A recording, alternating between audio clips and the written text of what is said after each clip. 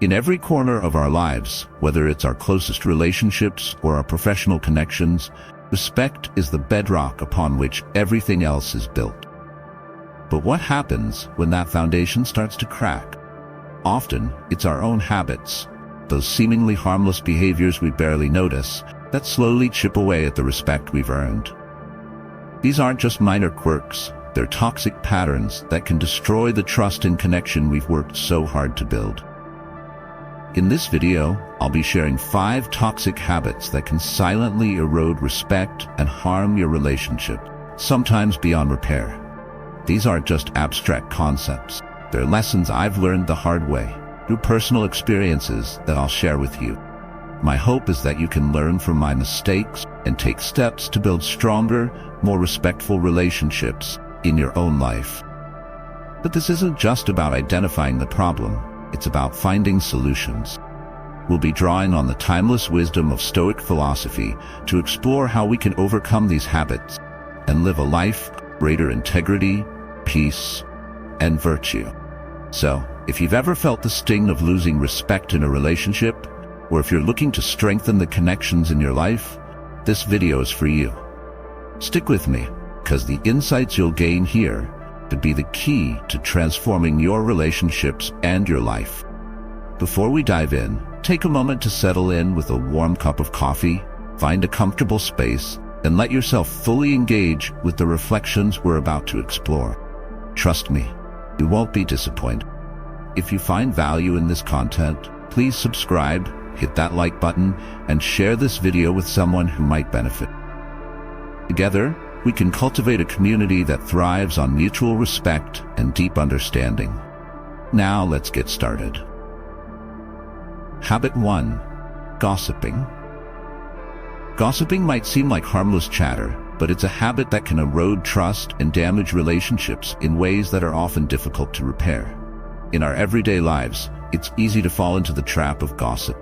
It can feel like a way to bond with others, sharing secrets or commenting on someone's behavior. But the truth is, gossip does much more harm than good. It creates an environment of suspicion where people start to question what you might say about them when they're not around. This isn't just a social faux pas. It's a serious breach of trust. It can alienate you from the very people you want to connect with. I remember, in my early career, I worked as a project manager in a fast-paced advertising agency. There was always something going on, and it was easy to fall into the habit of discussing others' shortcomings or mistakes in the break room. One day, a colleague, let's call him Mark, made a mistake that caused a major delay on a project. Instead of addressing the issue directly and professionally, I found myself discussing it with another coworker during lunch. We criticized his work, laughed off his mistake, and speculated about what would happen next. What started as a simple conversation quickly turned into a session of unproductive gossip. A few days later, I found out that Mark had heard about our conversation. The look on his face when he confronted me was one of deep disappointment and hurt. He told me that he thought I was someone he could rely on, someone who would have his back in challenging times. But in that moment, I had let him down. The trust and respect we had built over months of working together were shattered. I realized that by gossiping, I wasn't just betraying Mark's trust, I was also damaging my own integrity. The Stoic philosopher Marcus Aurelius reminds us to keep ourselves clear of any and all gossiping. Gossip does nothing but spread negativity and foster distrust. It distracts us from focusing on our own growth and on finding constructive ways to handle challenges. It's a behavior that pulls us away from being the kind of people others can respect and rely on. So, how do we break free from the habit of gossip? It's not just about biting your tongue. It's about shifting your mindset and the way you engage with others. Instead of focusing on others' flaws, redirect your conversations towards positive, meaningful topics. When you feel the urge to gossip, ask yourself, is what I'm about to say going to build someone up or tear them down? By making this conscious shift, you'll find that your relationships become richer and more authentic. You'll be seen as someone who lifts others up rather than tearing them down. and this will naturally strengthen the bonds of trust and respect with those around you. Here are some actionable steps to help you overcome the habit of gossiping. Pause and reflect. Before you share something about someone else, take a moment to consider the impact of your words. Ask yourself, is what you're about to say kind, necessary, or helpful? If it doesn't pass this simple test, it's better to leave it unsaid. Redirect the conversation. If you find yourself in a group where gossiping starts, take the initiative to steer the conversation in a more positive direction. You might say something like, "I think we should focus on how we can help the person improve," or "Let's talk about something we can all benefit." Practice empathy. Try putting yourself in the shoes of the person being talked about. How would you feel if the roles were reversed?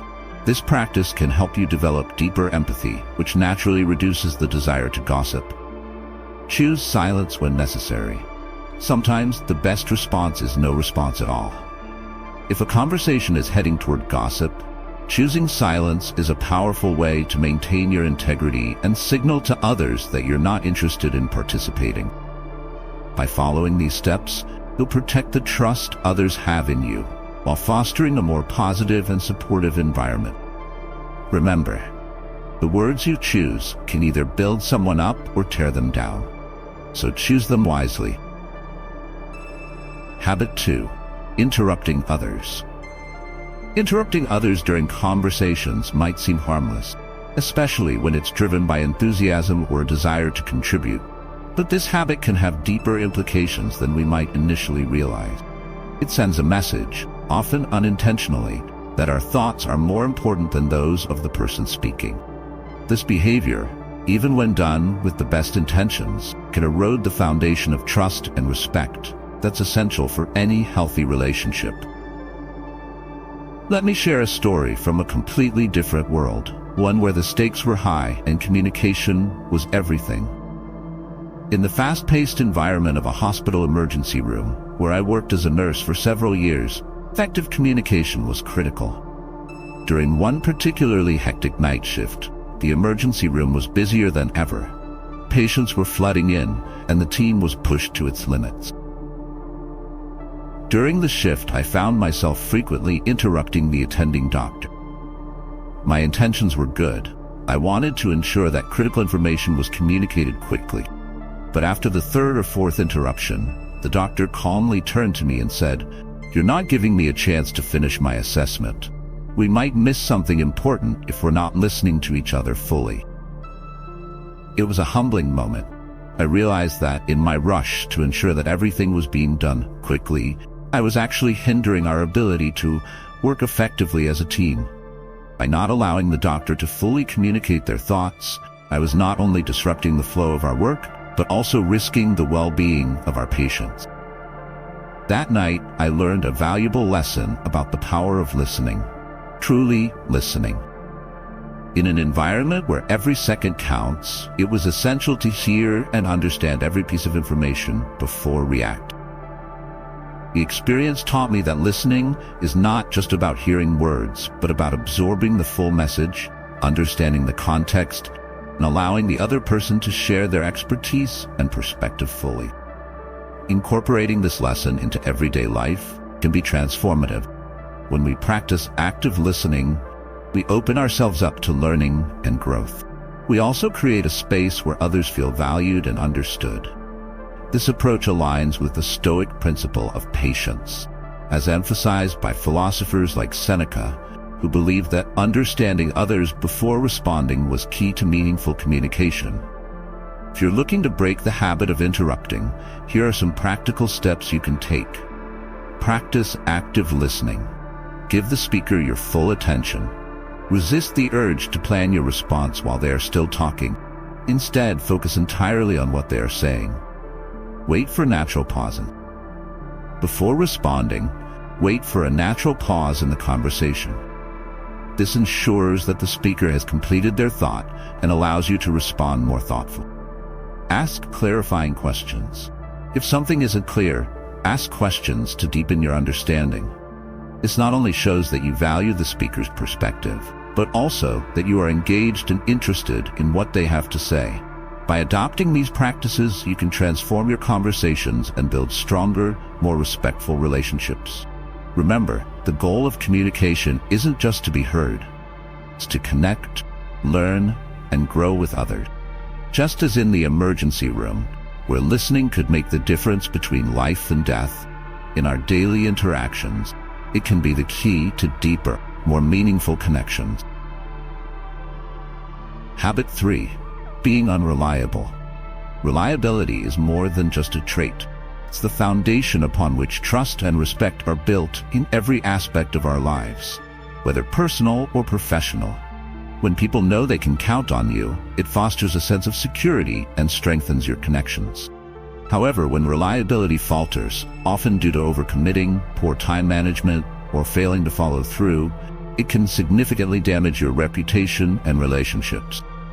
A few years ago, I worked as a project manager for a nonprofit organization dedicated to environmental conservation. Our team was passionate and driven, each member committed to making a tangible difference.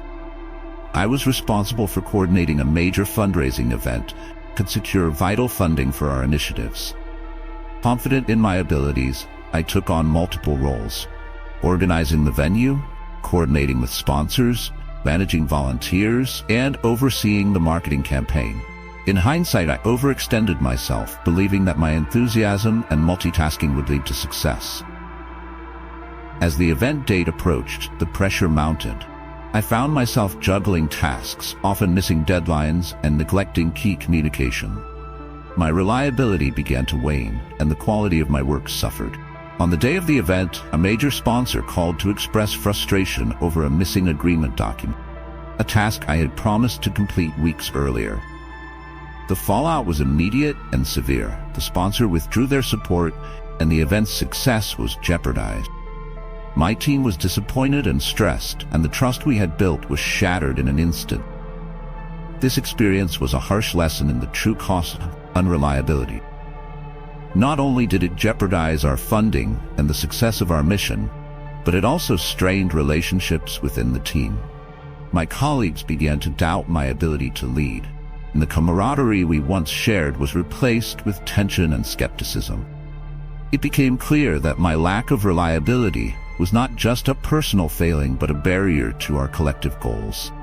Understanding the importance of reliability transformed my approach to both work and personal commitment. Reliability isn't merely about meeting deadlines. It's about honoring your word and respecting others' time and effort. In the realm of Stoic philosophy, reliability aligns with wisdom and courage. It requires recognizing your limits, making realistic commitments, and having the fortitude to fulfill them even when challenges arise. To rebuild trust and become a pillar of reliability, I implemented several key strategies. Be honest with yourself. I learned to assess my capacity realistically and declined additional responsibilities when my plate was full. It was crucial to prioritize tasks that I could handle effectively rather than overcommitting and under-delivering. Communicate transparently. When unforeseen obstacles arose, I communicated promptly and clearly with my team. Letting them know about delays or changes in plans helped manage expectations and maintain trust. Value others' time. I made a conscious effort to be punctual and consistent in my commitments. Whether it was attending meetings on time, responding to emails promptly, or delivering work by agreed deadlines, showing respect for others' time became a priority. Delegate wisely. Recognizing that I couldn't do everything myself, I started delegating tasks to team members who were equally capable and motivated. This not only lightened my load, but also empowered others and strengthened the team's overall reliability. These changes had a profound impact on my life and work. Our subsequent projects saw increased efficiency and success, as the team's trust in my leadership was restored. Personally, I felt a greater sense of control and satisfaction, knowing that I could be depended upon. Reliability became a cornerstone of my character, fostering deeper, more meaningful relationships and creating an environment where everyone felt valued and respected. Reliability is about more than just keeping promises. It's about building a reputation of integrity and dependability that others can trust. By embracing honesty, transparent communication, valuing others' time, and delegating effectively.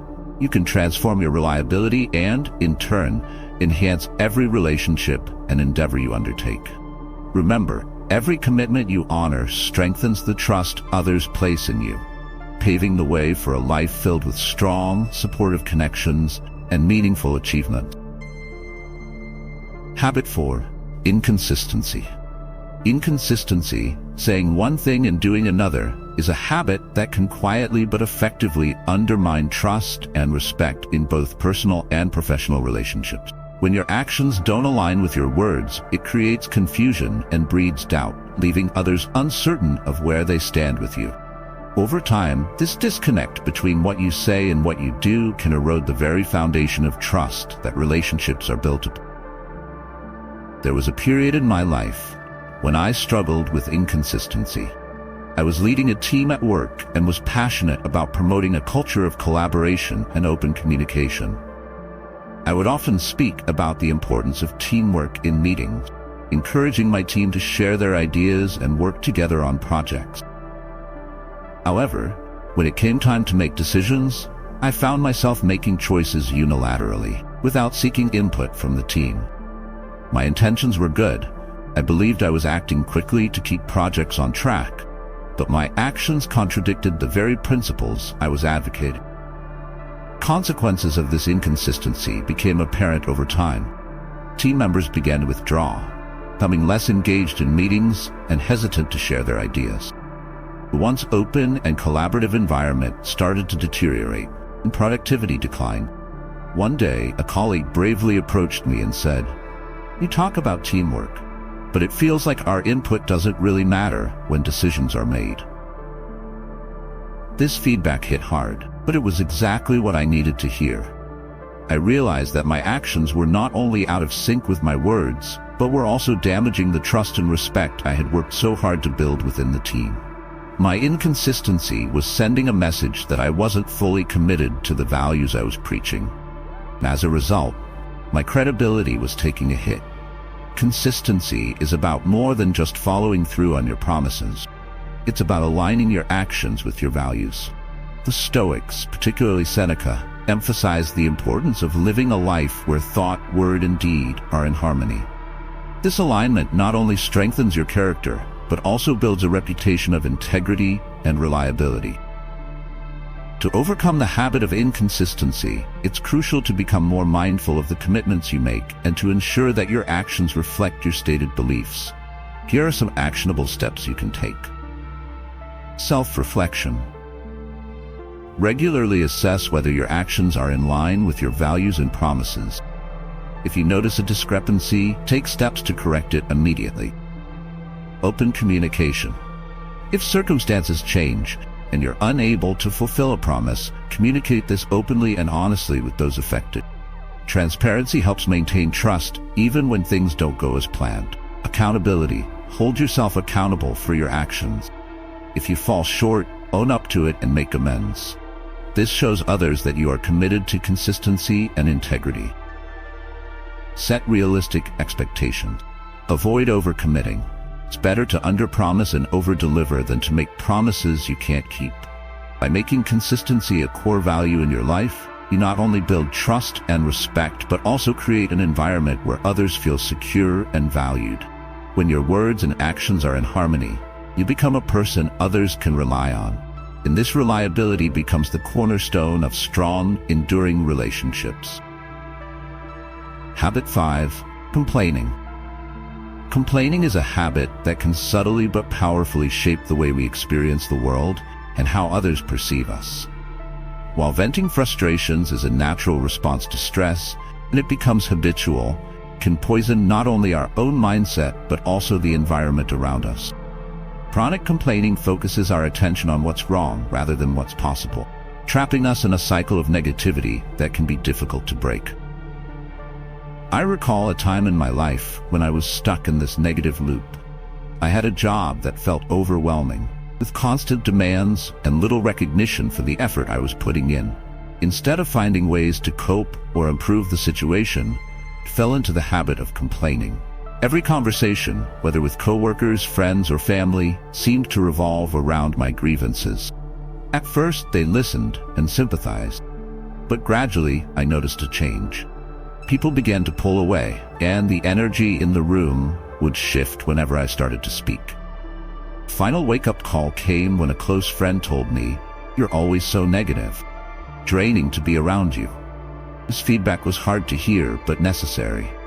It made me realize that my constant complaining was not only affecting my relationships, but also my overall happiness. The Stoic philosophy, which teaches us to focus on what we can control and to accept what we cannot, became a guiding principle for me. I began to understand that by fixating on what was wrong, I was giving away my power to improve my situation. To change, I knew I had to shift my focus from problems to solutions. Instead of dwelling on what frustrated me, I started to ask myself, what can I do to make this better? This small change in mindset had a profound impact. I began to feel more in control, and the negativity that once clouded my outlook started to lift. Practicing gratitude also played a crucial role in this transformation. By actively looking for things to be grateful for, I began to reframe my thoughts. Instead of focusing on the heavy workload, I appreciated the stability of having a job. Instead of complaining about management, I started to value the opportunities for growth that came with each challenge. This shift didn't just improve my own mindset, it also transformed my relationships. People responded positively to the change in my attitude, and I found that conversations became more constructive and uplifting. The habit of complaining had been a barrier to deeper connections, but by focusing on solutions and practicing gratitude, I was able to rebuild trust and positivity in my interactions. If you find yourself falling into the trap of chronic complaining, here are some steps you can take to break the cycle. Identify your triggers. Pay attention to the situations that most often lead you to complain. Understanding these triggers is the first step toward addressing them constructively. Reframe negative thoughts. When you catch yourself starting to complain, pause and try to reframe the situation. Ask yourself, what can I do to improve this? Or what can I learn from this? Practice gratitude. Make it a daily habit to reflect on the things you're grateful for. This practice can shift your focus from what's lacking to what's abundant in your life. Seek solutions, not problems. Instead of just voicing what's wrong, take action to find solution. This proactive approach not only reduces negativity, but also empowers you to make meaningful changes.